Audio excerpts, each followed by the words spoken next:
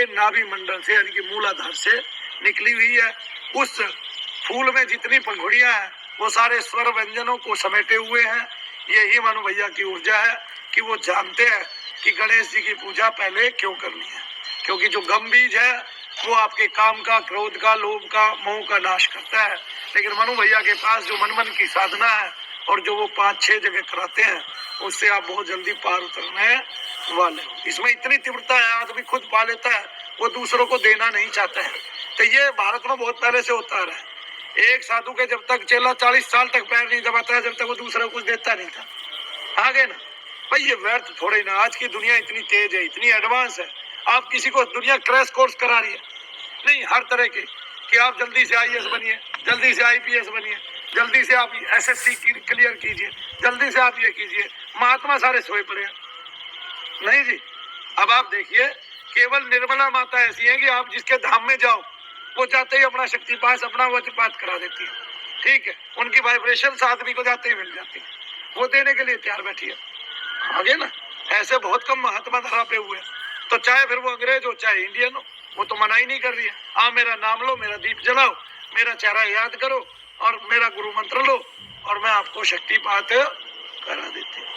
लेकिन साधना नहीं सिखा रही, वो अपने ऊपर अपने आधार पे ले रही है आपको, और फिर उनके आधार पे आगे आपकी मुक्ति कराना। ठीक है, तो फिर कैसे कराएंगी? लेकिन बिना कर्म किए तो कोई पार उतरे ना। मैं तो ये सोचता हूँ सबको कर्म करना ही चाहिए और करत करत अभ्यास के जड़मती हो जाए। तुमने पाया तो तुम्हारा कुल उतरेगा और गुरु ने दिया तो तुम पार उतरोगे। अब कुल को पार उतारना है या अपने आप को पार उतारना है, ये तुम्हारे हाथ की बात है। या तो गुरु की ऐसे की शरण हो जाओ जो तुम्हारा तो उद्धार कर दे, फिर बच्चों का कौन करेगा बोलो। और तुमने जाप किया तो तुम्हारे जाप से पूरे कुल का पार उतरेगा।